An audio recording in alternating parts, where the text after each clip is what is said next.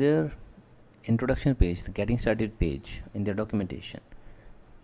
So they just mentioned that the testing library, as I mentioned before, is a family of packages that help you test UI components in a user-centric way.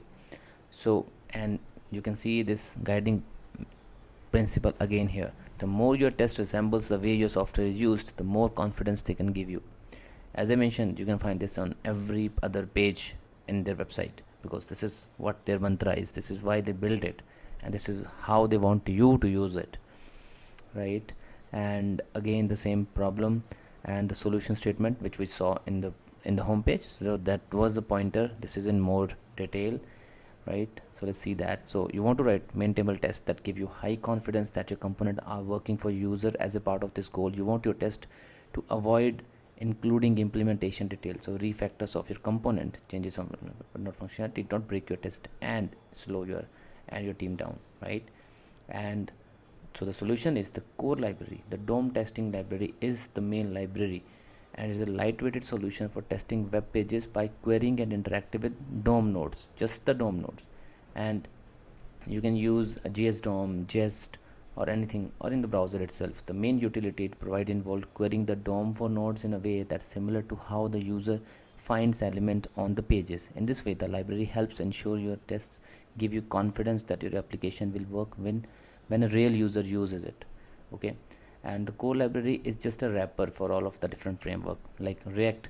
For React, you will use the React testing library, right? So, and the core library just wrapped for those framework, for React, for Angular, for Vue, and for Cypress, and for React Native as well. And they also mention what this library is not. It's not a test runner. Just is a test runner, and this is specific to a testing framework. No, right? This is a DOM testing library, and it works with any environment that provides DOM API, such as Jest, Mocha, JSDOM, or a real browser. So you can use it with anything, right? So we are using it with Jest. So what you should avoid with testing library. Testing library encourage you to avoid testing implementation detail. Again, they mentioned it here, right? So that means the internal of your component, how your component work, what the state of it. So you don't need to test that.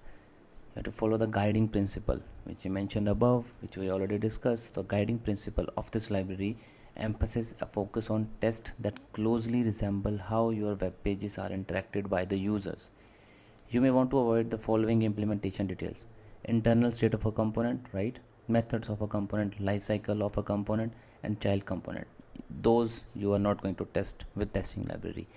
And if your motive is to test that, then this testing library is not for you.